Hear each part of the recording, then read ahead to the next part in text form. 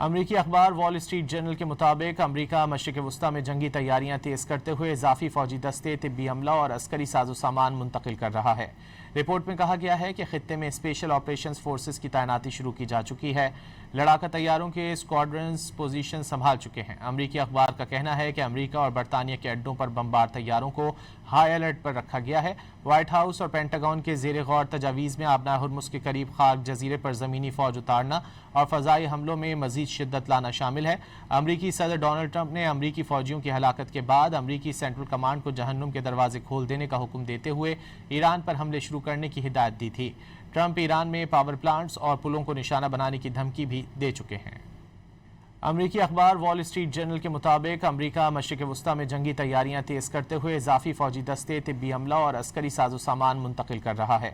Report میں کہا گیا ہے کہ خطے میں اسپیشل آپریشنز فورسز کی تعیناتی شروع کی جا چکی ہے۔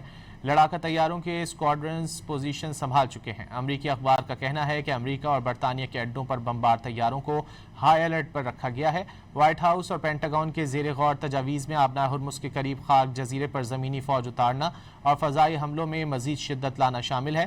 امریکی صدر ڈونلڈ ٹرمپ نے امریکی فوجیوں کی ہلاکت کے بعد امریکی سینٹرل کمانڈ کو جہنم کے دروازے کھول دینے کا حکم دیتے ہوئے ایران پر حملے شروع کرنے کی ہدایت دی تھی۔ ٹرمپ ایران میں پاور پلانٹس اور پلوں کو نشانہ بنانے کی دھمکی بھی دے چکے ہیں۔